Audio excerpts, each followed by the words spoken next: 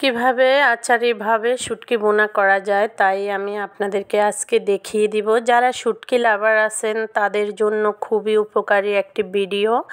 এই যে আমি ছোট করে একটি ভিডিও বানিয়ে আপনাদের মাঝে শেয়ার করে দিয়েছি। আসসালামু আলাইকুম, কেমন আছেন সবাই? আজকে আমি শুটকি ভুনা কিভাবে খুবই ইজিলিভাবে বাসায় তৈরি করে নিয়েছি তাই দেখিয়ে দিব। এই যে একটি প্যানে আমি প্রথমে তেল দিয়ে পরিমাণ মতো পেঁয়াজ কুচি করে একটু বেশি করে পেঁয়াজটা নিয়ে নিয়েছি। পেঁয়াজটা আমি ভেজে নেব। পেঁয়াজটা ভেজে নিয়ে আমি প্রত্যেকটা উপকরণ একই সাথে দিয়ে দেব। আসলে শুটকিটা অনেকে আমরা পছন্দ করি, আবার অনেকে পছন্দ করি না, কিন্তু আমার খুবই পছন্দের একটি খাবার। এই যে আমি পেঁয়াজটা ভেজে ভালোভাবে ভেজে নিয়েছি। এবার মশলাপাতি দিয়ে দিব। দেখতেই পাচ্ছেন আমি 2 টেবিল চামচ আদা রসুন পেস্ট দিয়ে দিয়েছি। আদা রসুন পেস্ট দিয়ে আমি ধাপে ধাপে প্রত্যেকটা মশলা কিভাবে দেব। এই যে আমি জিরা গুঁড়া দিয়ে দিয়েছি। জিরা গুঁড়া দিয়ে আবারও নেড়ে ছেড়ে নেব। নেড়ে ছেড়ে নিয়ে এখানে আমি কোনো ধরনের পানি ইউজ করব না। হালকা 1 চিমটি পরিমাণে হলুদ দিয়ে দেব। মরিচের গুঁড়া একটু হাফ টেবিল চামচ দিয়ে দিব। হাফ টেবিল চামচ দিয়ে আবারও নেড়ে চেড়ে নেব। শুটকি ভুনায় যদি একটু হালকা জাল জাল হয় তাহলে খেতে কিন্তু দারুণ লাগে। আমি এই দারুণ শুটকি ভুনাটা আপনাদের সামনে শেয়ার করে দিয়েছি, সবাই চেষ্টা করে খেতে পারেন। এই যে দেখতেই পাচ্ছেন আমি এখানে টমেটো কেচি কেটে রেখে দিয়েছি। কয়েকটা কোয়া রসুন ছিলে নিয়েছি সুন্দরভাবে। মরিচ কেটে দিয়েছি। এই যে দেখতেই পাচ্ছেন কোয়া রসুনগুলো দিলে এতটা টেস্ট বাড়ে শুটকির মাধ্যমে। আপনারা করেই দেখবেন।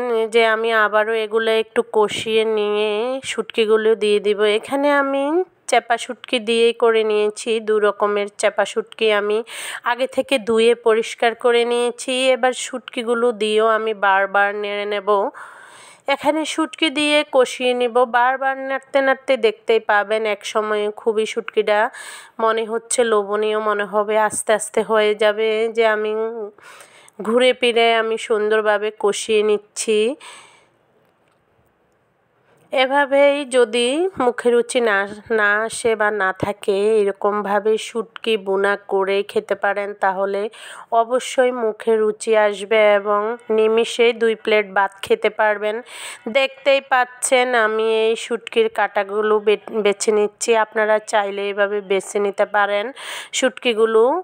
এই যে আমি সুন্দরভাবে বেছে নিয়ে এবার আমি আবারও শুটকিগুলো দেখতে পাচ্ছি শুটকিগুলো সুন্দরভাবে বেছে নিচ্ছি। এবার নেড়ে চেড়ে আমার শুটকি প্রায় শেষ পর্যায়ে হয়ে আসছে।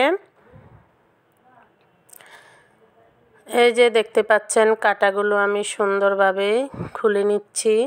আবারও আমি নেড়ে চেড়ে মোটামুটি আকারেই করে নেব। মোটামুটি আকারে আমার হয়ে গিয়েছে। এরকমভাবে শুটকিটা বারবার করে নেড়ে চেড়ে নিতে দেখবেন এরকম একটি লোভনীয় কালার হয়েছে। তখনই বুঝতে পারবেন আপনার শুটকি ভুনাটা হয়ে গিয়েছে। এই যে আমার রসুন কোয়াগুলো দেখতে পাচ্ছেন কতটা সুন্দর দেখাচ্ছে। আমি এরকম রসুন কোয়া শুটকিতে খেতে আমার কাছে দারুণ মনে হয়। আপনারাও এরকমভাবে করে খেয়ে নেবেন।